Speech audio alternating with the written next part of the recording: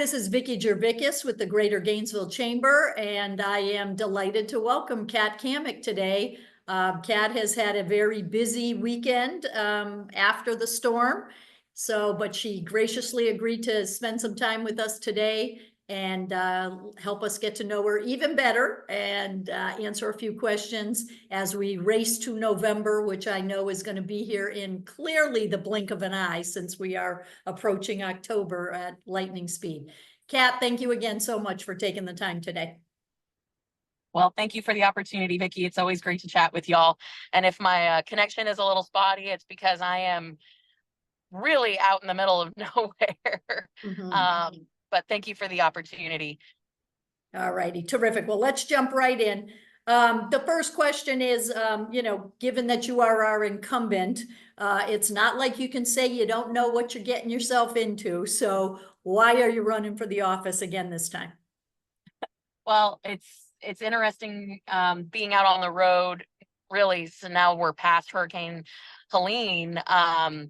We've been out in the communities, some of the most hardest hit communities like Horseshoe Beach and Cedar Key and Jasper and Steenhatchee and everywhere in between. And what our team is doing is we're getting boots on the ground and helping people. And at the end of the day, why someone runs for office is because you have a heart for service. And so I think that that's really the crux of it, is wanting to improve the way that government functions. And I think no matter if it's a local office, a state office, or a federal office, there's a lot of room for improvement. And so we're always trying to make things more efficient, more responsive, a more customer service minded approach to government. And as I said, we're in between stops doing hurricane damage assessments right now. And as the connection, it can be a little spotty. It's one of those things that as we're going through, I keep saying, this is why we continue to invest in broadband. This is why we continue to invest in critical infrastructure. So why are we running? Because we have too much work to do. And while we may come up against a ton of different challenges, at the end of the day, no one's going to work harder than us. And I guarantee you that. All right, terrific. Second question is, what national issue is most pressing to you, and what's the impact to our local community? And sorry, I'm looking over here. We just stumbled across a whole bunch of linemen and trucks. So it's kind of turned into a little tiny traffic jam here. I would say that definitely the top issue is inflation. The cost of everything is through the roof, and it's ultimately consumers that bear the brunt of that, because it becomes a pass-through to an extent for industry. But I know business owners that are absorbing as much as they possibly can, and in many cases taking a loss. And so inflation has been absolutely devastating to our communities, to our district, and really to the country. And then you couple that with just some basic economic woes, an overregulated environment where, you have ABC industries or agencies saying you have to do this way. And maybe it's a safety thing on paper, but in reality, maybe it's not. The regulatory environment has really created additional hurdles and burdens and costs for industry. And so that's been pretty taxing.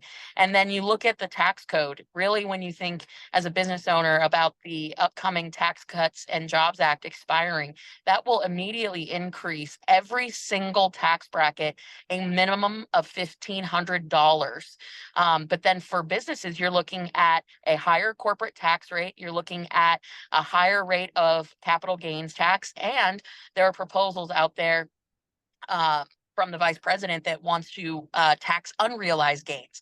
So all of that has a direct impact on our local economy, because it's consumers who are really bearing the brunt of this. And so when you have a district like ours, where you have people on fixed incomes, some rural communities, this is really, really critical, because I can't tell you how many people I have spoke to where they're trying to figure out, do they fill up their gas tank, or do they buy groceries? Do they get their prescription medication, or do they pay rent?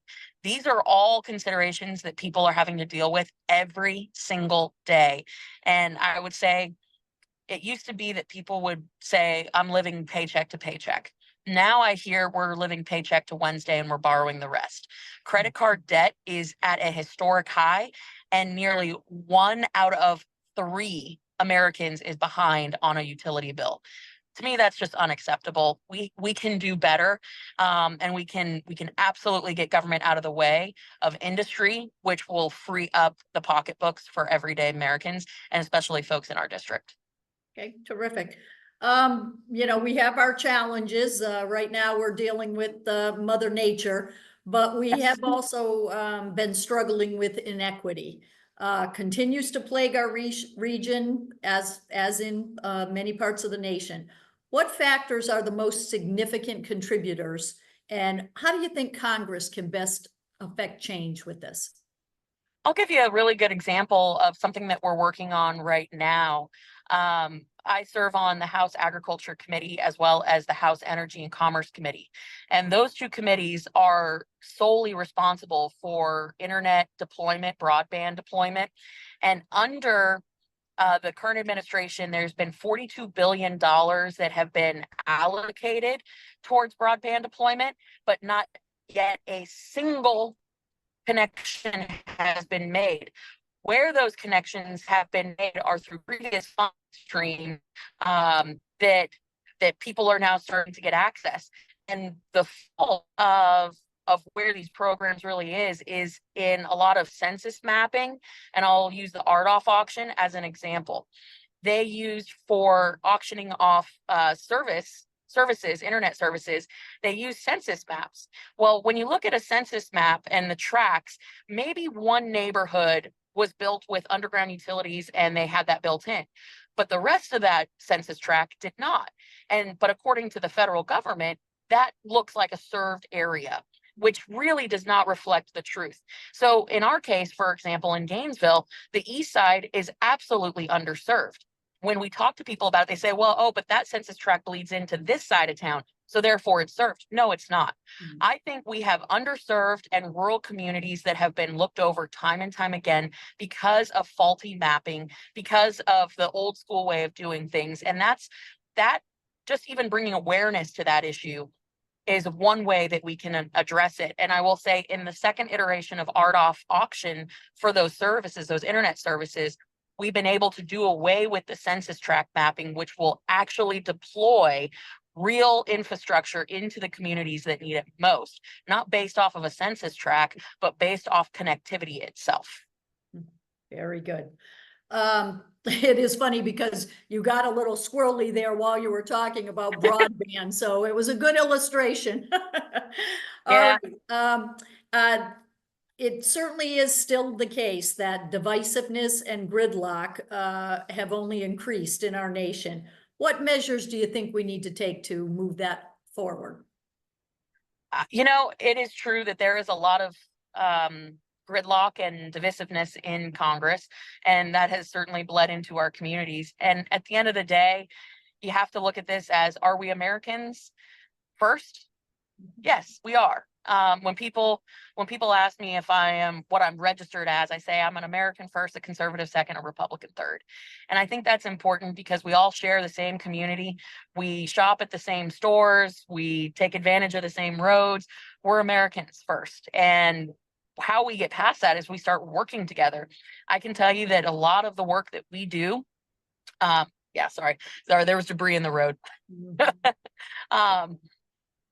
The work that we do is largely bipartisan. Just recently, before a couple of weeks ago, we passed out of the House of Representatives a bill that makes it illegal for people with special needs or disability to be discriminated against organ transplants. Now, most people think, oh my gosh, that's got to be illegal already. Actually, it's not. The evaluation process for something like that is very subjective.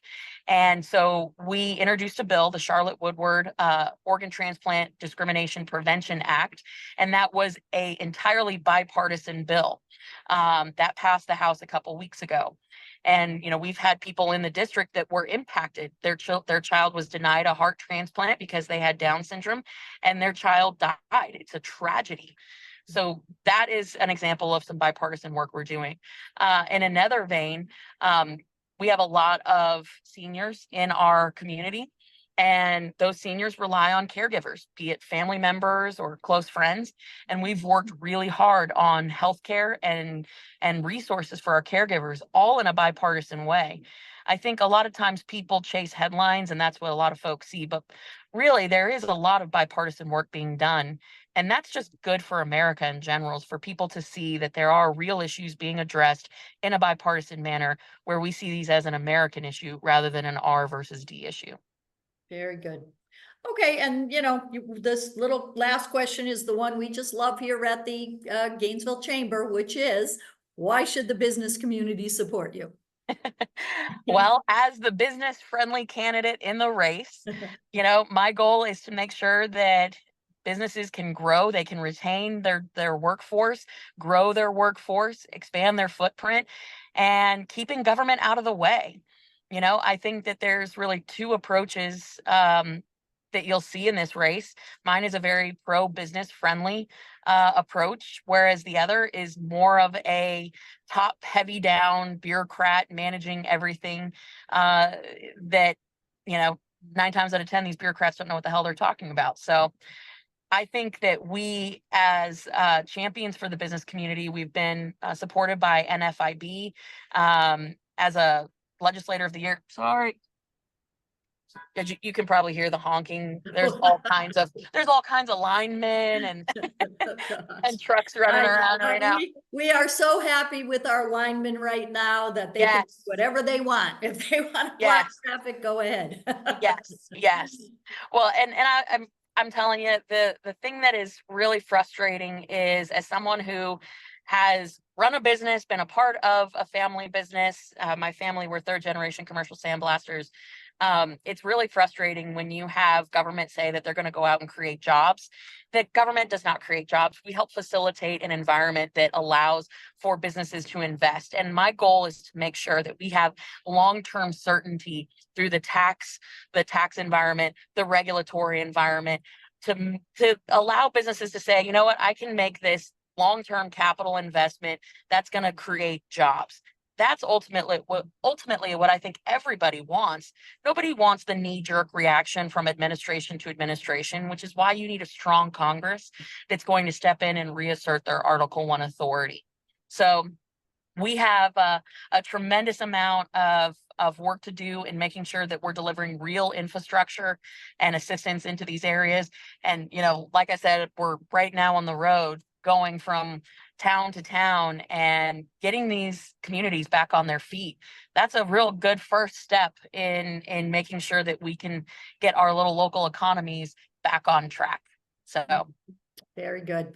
Okay, well, now I'm going to turn the floor over to you. If there's anything we didn't talk about, a question I should have asked and I didn't, the floor is yours. You can amplify anything, or you can just bring us on home.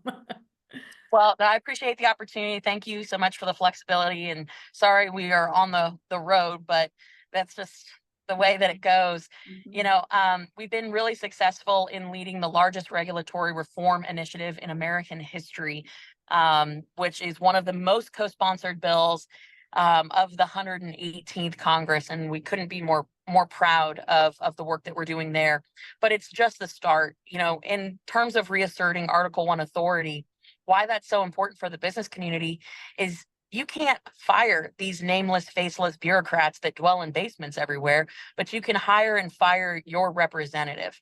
And I think if you empower representatives to really be accountable and transparent for the work that they're doing on your behalf, you're going to get better government.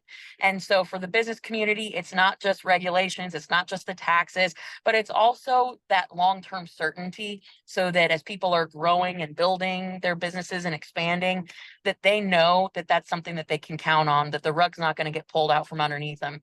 We want folks to invest here in North Central Florida, in Gainesville. We think we have all the best opportunities and potential, truly, with the University of Florida and so many incredible people that we have here. The opportunities are endless, and we want to be a part in helping facilitate that development, that growth And I just thank you guys for the opportunity to always participate and be a voice for North Central Florida. Thanks so much, Kat. She gave me a perfect segue, as she often does, to remind everyone the importance of our elected officials. And it is up to us to get educated, get informed, do what you need to do to be ready to exercise your vote on Tuesday, November 5th. Yes. Please do so. Or Thanks vote again, vote. Kat, so much. Yeah, and vote, yes, vote. We have all the resources on our website for early voting, for when you need to be registered. It's all right there for you, so please take advantage. Kat, thank you again so much. Please be safe out there, and let us know if there's anything we can do as you hit the road. I appreciate it. Thanks so much. And if anybody needs help with recovering after Hurricane Helene, please reach out to our office. We are more than happy to help and have been in constant contact with our federal partners to make sure that people are getting the relief they need. So please don't hesitate to reach out to us.